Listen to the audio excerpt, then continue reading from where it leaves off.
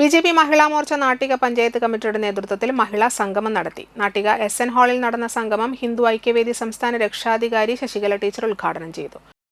ഒരു രാഷ്ട്രീയ പാർട്ടിയിലും 4 മെമ്പർഷിപ്പ് ഇല്ലാത്ത, ഒരു രാഷ്ട്രീയ പാർട്ടിയിലും പ്രവർത്തിക്കാത്ത എനിക്കിതിൽ എന്താ സ്ഥാനം എന്നതാണ്. ഇനി എനിക്ക് 4 മെമ്പർഷിപ്പ് ഇല്ല എന്ന് മാത്രമല്ല, ഞാൻ പ്രവർത്തിക്കുന്ന സംഘടന ഹിന്ദു ഐക്യവേദി രാഷ്ട്രീയത്തിന് അതീതമായി പ്രവർത്തിക്കേണ്ടുന്ന ഒരു സംഘടനയാണ് എന്നാണ് അതിന്റെ രൂപീകരണം മുതൽ ഞങ്ങളൊക്കെ ധരിച്ചിരിക്കുന്നത്, മറ്റുള്ളവരെ ധരിപ്പിക്കുന്നത്.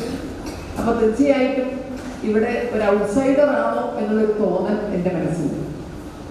എനിക്ക് രാഷ്ട്രീയ പാർട്ടിയിൽ അംഗത്വമില്ല എന്ന് എന്നെപ്പോലെ പറയുന്ന ലക്ഷക്കണക്കിന് ആളുകൾ നാട്ടിലുണ്ട്. പക്ഷെ അവരുടേതും കൂടിയാണ് ഈ തെരഞ്ഞെടുപ്പ്. അവർക്കും അവരുടേതായ അഭിപ്രായങ്ങളുണ്ട്, അവർക്കും അവരുടേതായ താല്പര്യങ്ങളുണ്ട്. ആ അഭിപ്രായങ്ങളും താല്പര്യങ്ങളും ചേരുമ്പോഴാണ് ഈ നാട് നാളെ എങ്ങനെയാകണം എന്ന് നിശ്ചയിക്കാൻ കഴിയും. അപ്പോൾ ഒരു വോട്ടർ എന്ന നിലയിൽ എനിക്കുമുണ്ട് എൻ്റെതായ അഭിപ്രായം. മഹിളാ മോർച്ച പഞ്ചായത്ത് പ്രസിഡന്റ് രഹന ബിനീഷ് അധ്യക്ഷത വഹിച്ചു. Ward member Ambika teacher, Anupama Gopalakrishnan, Gauri teacher, Rini Krishnaprasad, Sajini Murali, സനി രാജു എന്നിവർ സംസാരിച്ചു.